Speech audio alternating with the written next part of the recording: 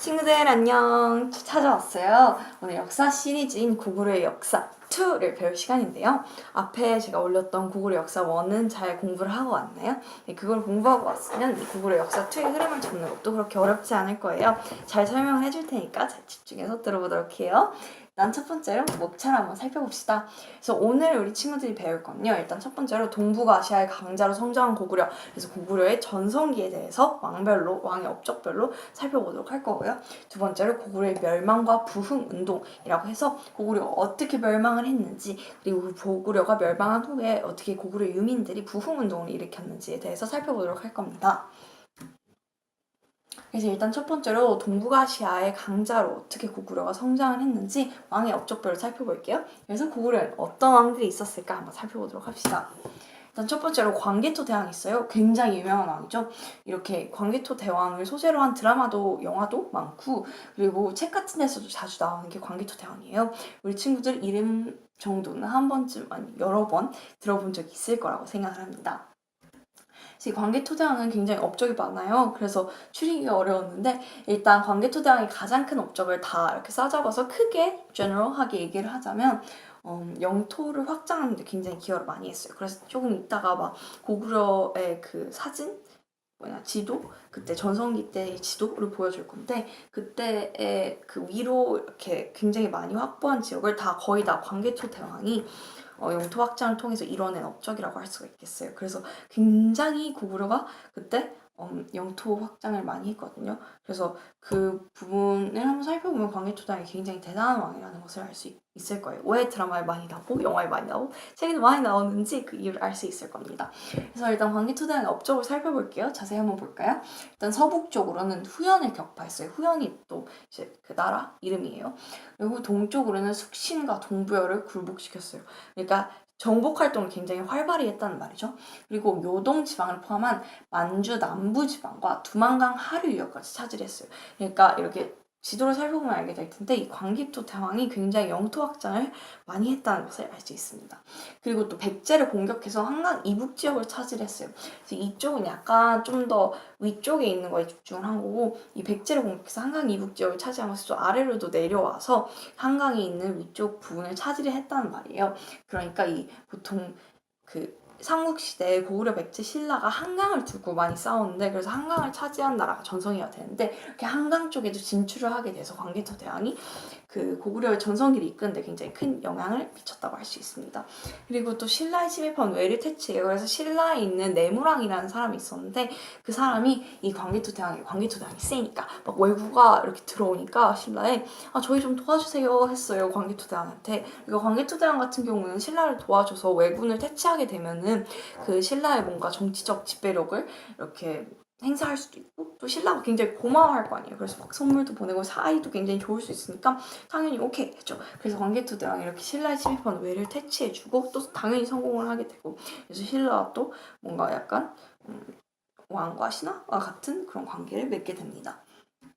그 다음 왕은 장수왕이에요. 장수왕이 왜 장수왕이라면 굉장히 오래 살아서 그래서 장수왕의 아들이 장수왕이 돌아가셔야 자신이 왕이 되니까 기다리다가 먼저 죽었다는 썰이 있을 정도로 장수왕이 굉장히 오래 살았어요. 게다가 옛날 사람인데도 굉장히 오래 살았어요. 뭔가 장수 비결이 뭔가 궁금하네요. 어쨌든 이 장수왕이 바로 광개토 대왕의 아들입니다. 그래서 이 광개토 대왕이 물론 아래로도 영토 확장을 했지만 위쪽으로 확장을 하는 것에 좀 더 중점을 두었다면 이 장수왕은 아래쪽으로 확장하는 남진 정책에 좀 더 중점을 두었습니다. 그래서 업적을 살펴보도록 할까요? 일단 첫 번째로 분열된 중국의 남조, 북조와 교류를 하면서 외교적 안정을 깼어요. 이 당시에 중국 같은 경우에는 위진 남북조 시대여서 그 남조와 북조로 나뉘어져 있었습니다. 그런데 장수왕은 이 중에 남조 혹은 북조랑만 교류를 한 것이 아니라 둘 다 고루고루 교류를 하면서 뭔가 정치적인 중립, 정치적인 안정을 취했어요. 그리고 두 번째로 국내성에서 평양으로 천도를 했습니다. 천도라는 게 수도로 옮긴다는 건데 현재 우리나라의 수도는 어디죠? 서울이죠. 그래서 수도라는 게 굉장히 나라에서 중요해요. 왜냐면 모든 뭔가 중심지라고 해야 되나? 그 모든 막 세력 같은 것도 다 모여 있고 여러 가지 일들이 일어나는 그런 곳이기 때문에 수도가 굉장히 중요하고, 수도에 어떤 세력이 힘을 가지고 있느냐에 따라서 어떻게 지배가 되는지 형태가 바뀌기도 해요. 그래서 장수왕이 이렇게 국내성에서 평양으로 수도를 옮긴 가장 큰 이유는 바로 국내성에 있는 귀족들의 힘을 조금 약화시키기 위해서였습니다. 그래서 왕과 신하는 약간 균형을 이루어야 되는 거잖아요. 그러니까 신하가 굉장히 힘이 세면 왕권이 상대적으로 약할 수밖에 없어요. 그런데 이렇게 장수왕이 이제 국내성에 있을 때 국내성에 있는 귀족들이 너무 강하니까 사실상 왕권을 강화하기가 좀 어려웠던 거예요. 그래서 왕권을 강화하자는 그런 의미에서 평양으로 천도를 하게 됩니다. 그리고 국내성보다 평양이 조금 더 아래쪽이 있어서 그 장수왕이 남진 정책, 그러니까 밑으로 내려오는 그런 영토 확장 정책을 취하는데 조금 더 유리한 위치였다고도 할 수가 있겠어요. 여러 가지 이유가 있겠죠. 수도를 바꾼 데에는. 그리고 세 번째로 백제를 공격해서 수도 한성을 함락시키고 그다음에 남한강 유역으로 진출을 해서 한반도 중부 지역까지 영토를 확장했어요. 그러니까 이 왕도 굉장히 영토 확장에 많이 기여를 한 왕입니다. 그래서 이렇게 광개토 대왕과 장수왕의 여러 가지 노력 그리고 여러 가지 활약 등을 통해서 고구려는 굉장히 영토가 넓어져요. 자, 보면은 원래 한 이 정도쯤 됐었잖아요, 고구려 영토가. 그런데 이렇게 막 위로 엄청 올라가서 광개토 대왕이 이렇게 엄청 올리고 그 다음에 밑으로 또 장수왕이 내리고, 그래가지고 고구려가 정말 말도 안 되는 크기의 영토를 가지게 됩니다. 네, 그래서 이 여기 나와 있는 지금 중원 고구려비와 광개토 대왕릉비가 보이죠? 이 중원 고구려비는 충주 고구려비라고 불리기도 해요. 그래서 이 두 가지 비석들은 다 장수왕이 세운 거예요. 광개토 대왕릉비는 자신의 아버지였던 광개토 대왕을 기리고 그의 업적을 찬양하기 위해서 이렇게 세운 비석이고요. 그 다음 중원 고구려비 또한 그 장수왕이 세운 비석입니다. 그래서 이렇게 살펴보면 고구려가 굉장히 진출을 많이 해서 영토 확장을 많이 했다는 것을 알 수가 있어요. 그렇지만 사실 이렇게 대단했던 고구려도 영원할 수는 없었습니다. 그래서 고구려도 결국 멸망을 하게 되는데요. 어떻게 멸망을 하게 되겠는지 한번 그 과정을 살펴보도록 할까요? 일단 이제 나당연합군이라는 게 있어요. 이게 뭐냐면 신라와 당나라인데요. 당나라는 그 당시에 중국의 컸던 그 나라 이름이에요. 그래서 이제 신라 같은 경우에는 가장 고구려 백제 신라 중에 가장 이제 처음 지어진, 그러니까 처음 뭔가 이렇게 기틀을 마련한 나라였음에도 불구하고 그 백제가 전성기를 겪고 그다음 고구려가 전성기를 겪을 때까지 막 한강을 차지하지도 못하고 그 한반도 구석에서 약간 찌그러져서 살았던 거예요. 그러니까 신라 같은 경우에는 또 백제와 고구려가 계속 압박을 해오니까 너무 막 힘들고 또 어떻게 해야 될지도 모르겠고 앞도 안 보이고 막막하고 막 이럴 거 아니에요. 그러니까 신라는 처음에 고구려한테 갑니다. 그래서 백제랑 함께 치자라고 얘기를 하는데 고구려 왕이 거부를 해요.